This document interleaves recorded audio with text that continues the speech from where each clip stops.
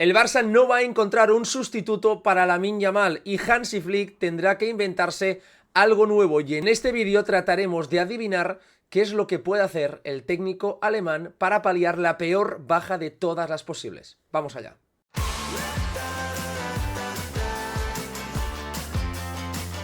¿Qué tal? Y bienvenidos a un nuevo vídeo. Ayer hicimos el vídeo analizando un poco el impacto de Alejandro Balde en este Fútbol Club Barcelona, y justo después de publicar el vídeo conocíamos la peor de las noticias, que es la baja de Lamine Yamal, una baja trascendental, sobre todo porque este fin de semana el Barça se juega el liderato con el Atlético de Madrid, un partido importantísimo ante el equipo que está en mejor estado de forma de toda la liga, un partido vital, trascendental, sin el mejor jugador del equipo, sin Lamine Yamal, que se lesionó del tobillo, y desde aquí desearle la pronta recuperación y sobre todo que el Barça no fuerce como hizo en aquel partido ante el Leganés, porque era evidente que el jugador no estaba al 100% y terminó entrando en la segunda mitad, y esto no sabremos nunca si terminó o no, agravando un poco las malas sensaciones de Lamine. Que descanse y que recupere a su mejor nivel de forma, porque el Barça lo va a necesitar. Así que en este vídeo lo que me he propuesto es tratar de adivinar qué es lo que puede hacer el Barça sin Lamine Yamal, porque muchos me habéis ido diciendo aquí en los comentarios en YouTube cuál puede ser ese jugador que haga de Lamine. Y la respuesta es clara: ninguno. No hay ningún jugador que pueda hacer de Lamine, porque los futbolistas no son cromos, no son una serie de características que puedes hacer un copia y pega y tratar de buscar ese perfil que se ajuste. Es evidente que hay futbolistas más o menos parecidos, pero es que Lamine es un jugador totalmente diferente a cualquier otro. Su sensibilidad técnica, táctica para entender las distintas situaciones, para potenciar ya no solo a los jugadores cercanos como son Koundé, sino a los alejados como Rafinha. Por lo tanto, la mayor virtud de Lamine Yamal es que hace mejores al resto mientras él eleva su propio juego. Y el Barça en plantilla no tiene a un futbolista capacitado para, desde esa banda derecha, incidir tantísimo en todo lo que sucede en el último tercio. Para entender un poco el impacto de Lamine, vamos a mirar, como siempre, gracias a los datos de Hadel StatsBomb, algunas de las estadísticas de los jugadores del Barça. Vamos a ver quiénes son los líderes en según qué apartados clave, y veréis que lo de Lamine Yamal no tiene ningún sentido, y es imposible que el Barça encuentre ese relevo. Antes de nada, os animo a que, si os gusta este contenido, compartáis el vídeo, dejéis vuestro me gusta por aquí, que es gratis y muy sencillito, y que comentéis, porque yo siempre leo vuestros comentarios y se genera un debate muy chulo aquí en el canal.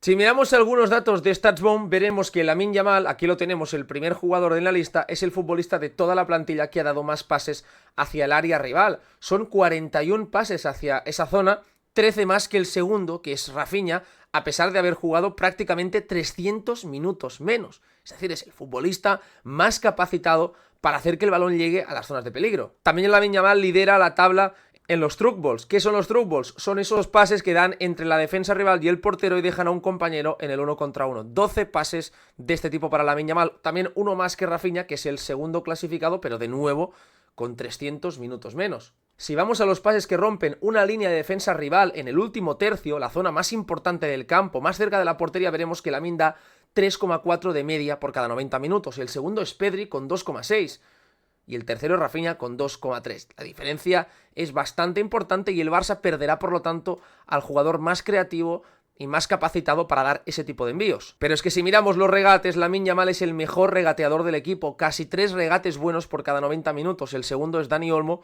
con apenas 2 por encuentro, pero evidentemente con la mitad de minutos que Lamine Yamal, por lo que esta cifra seguramente irá descendiendo. Lamine no solo es el mejor regateador del equipo, es también el mejor regateador de toda la liga. Es también el jugador de toda la liga que más pases da hacia el rival, que más pases da que rompen una línea de presión en el último tercio. En definitiva, el jugador de la liga con más impacto en ese sentido. Pero es que además, Lamine Yamal es el tercer futbolista del Barça que más presiones gana, solo superado por Casado y por Pedri, que es el que lidera esta clasificación. Es el atacante más importante a la hora de construir presiones, el más relevante a la hora de enjaular los primeros segundos de posesión del rival. En cuanto a contrapresiones, que se dan inmediatamente después de la pérdida, Lamine Yamal es el segundo, solo superado por Pedri. Y con más de 6 balones recuperados, Lamine Yamal es el primer atacante del equipo también en ese apartado. Lamine Yamal es, en esencia, un atajo que tiene el Barça de Hansi Flick para acercarse a situaciones de peligro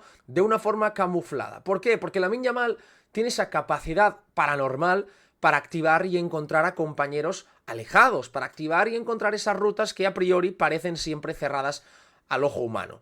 Por ejemplo, esta jugada ante la Estrella Roja yo creo que es un gran ejemplo para tratar de explicar el por qué Lamine es un jugador insustituible. No tiene un futbolista que lo pueda igualar. En el momento del pase, la defensa de la Estrella Roja lleva la ventaja. Lamine Yamal está situado en campo propio, alejado, y aparentemente los espacios no son visibles. Pero el pase de Lamine con el exterior, otra vez ese exterior que no tiene réplica en la primera plantilla, y me atrevería a decir que en el mundo del fútbol, deja a Rafinha en disposición de un 1 para 1. Lo he comentado alguna vez, que el gran nivel de Rafinha en cifras, que están en unas cifras absolutamente espectaculares, récord de carrera para el brasileño, nacen en gran medida al no tener que ser él el foco creativo del equipo, al poder estar enfocado a la ruptura, a la profundidad y a la agresividad para estar rodeando, para estar en disposición de marcar esos goles. De hecho, Rafinha, la mayoría de disparos están siendo en zonas favorables, desde dentro del área, en unos para unos o en conducción llegando con ventaja.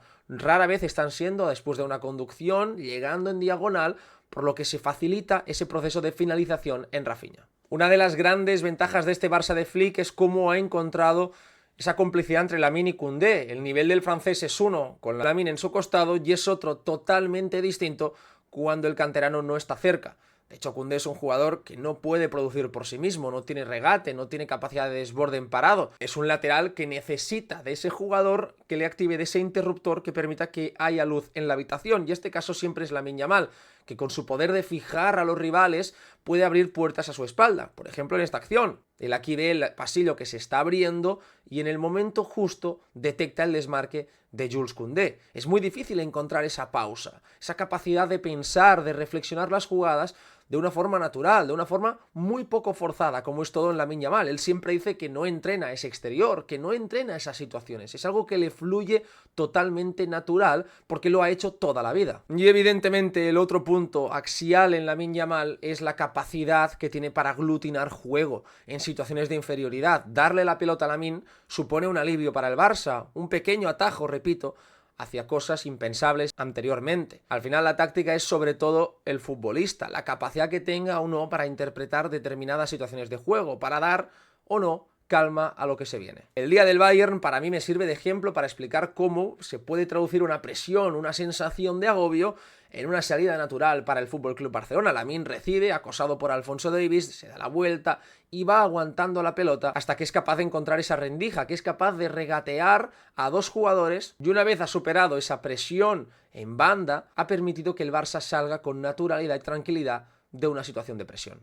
De aquí es donde tenemos que preguntarnos qué puede hacer Hansi Flick, qué tiene que hacer el FC Barcelona. Este fin de semana, repito, hay un partido de muchísima altura, de mucho nivel, por lo que la decisión que pueda tomar Flick puede ser muy importante y nos vaya a dar muchas pistas acerca de cómo gestionar las futuras bajas de Lamine, porque van a haber bajas de Lamine Yamal, se va a ir lesionando, queramos o no, es un jugador que va a sufrir lesiones como todos los otros y por lo tanto el Barça tiene que ir preparándose para ello. La primera opción que tiene y que ya hemos visto esta temporada es la de situar al brasileño, a Rafinha, en esa banda derecha. Es decir, colocar al exfutbolista del Leeds en la posición por la que se le fichó, esa banda derecha donde él tiene la diagonal y donde el Barça puede aprovechar compensándolo con Fermín en el otro sector. Fermín siente de una forma parecida el juego a Rafinha, aunque sin esa determinación, sin esa capacidad de concisión en los últimos metros, pero sería replicar, entre comillas, lo que Rafinha puede ofrecer, con un Fermín más centrado, intentando buscar toda esa zona para poder desmarcarse y por lo tanto cargar el área. Rafinha, a diferencia de Lamine, es un jugador más directo, no tiene esa pausa. El fútbol de Rafinha fluye de una forma totalmente diferente al de Lamine Yamal. Desde esa banda derecha, Rafinha tiene un gran centro hacia el área, pero muchas veces tiende a ser el recurso fácil, como vimos el día del Leganés. Un centro que termina simplificando mucho el juego del Barça, porque va a ser imposible que el Barça sea un equipo con tanto discurso sin ese jugador que lo multiplica. Un Lamine que evidentemente facilita que hayan muchas más vías de ataque, que expanda todo lo que sucede alrededor. Rafinha tiene ese golpeo de balón, tiene esa capacidad para jugar hacia dentro del área, para tirar la diagonal y buscar un disparo, pero la tendencia de Rafinha seguramente vaya a ser la de terminar muchas veces más centrado, en esas posiciones donde él se siente más cómodo. Eso termina repercutiendo en que Koundé, cuando sube, no tiene ese apoyo, ni de la misma calidad, ni de la misma intención que cuando juega Lamine Yamal, por lo que esa banda ya queda más desnaturalizada. Para mí hay otro riesgo de jugar con Rafinha y con Fermín en el mismo 11 y es el de que el Barça se vuelva un equipo excesivamente directo. Hansi Flick lo ha expresado algunas veces, también el propio Pedri o Marc Casado, que en algunas situaciones el Barça acelera demasiado las jugadas, es demasiado vertical. Por lo que añadir esa variable de un Fermín que tiende a un fútbol unidireccional y un Rafinha en derecha donde su juego se va a simplificar porque va a buscar la diagonal y el centro o el disparo, podría sumir al Barça en un mayor caos. Y aquí es donde vamos a la otra opción que a mí me parecería también interesante, aunque tiene matices y es bastante arriesgada en algunos puntos. Y es el de situar a ese cuarto centrocampista más natural. Para mí Fermín yo lo veo como un delantero que puede ejercer en algunos casos de centrocampista, pero que siempre su relación con el gol va a ser más importante que su relación con el juego. En cambio, ¿por qué no situar, por ejemplo, a un futbolista como Gavi, que solo ha tenido esa titularidad el día del Celta? Me parece que Gavi en ese partido a título individual estuvo bien, aunque es evidente que el equipo notó que se desplazó a Pedri de su posición natural y que al final terminó sufriendo, pero creo que el partido de Gavi demostró estar preparado para ser titular ya en este Barça. ¿Por qué digo que Gavi podría ser una opción? Porque Gavi ya directamente a mí me parecería añadir a ese cuarto integrante, a un jugador que tiene mucha más facilidad para relacionarse con la base, permitiría fijar mucho más la posición de Marc Casado y tener más movilidad entre Pedri, entre Olmo y entre Gavi. 3 jugadores orbitando en esa zona central, con un Rafinha que, por ejemplo, podría caer dentro para que Olmo se abriese y que podríamos ver, por lo tanto, mayor fluidez, un dinamismo quizás más interesante para la circulación del Barça, porque recordemos que uno de los grandes puntos del Barça de Flick es ese juego interior. Sin Lamine Yamal pierdes a un jugador capacitado para conectar con esos futbolistas, para caer en zonas interiores y hacer que fluyan las cosas. Por lo tanto, quizás situar a un cuarto centrocampista en momentos de contención te pueda dar más. El Barça sería menos tendiente al desorden y yo creo que no hay ese tercer atacante cuando quitas a Lamine con tanta determinación como para notar tanto que no juegas con ese tercer delantero y sí con un cuarto centrocampista. Aquí Balde evidentemente tendría un rol más protagonista en esa banda.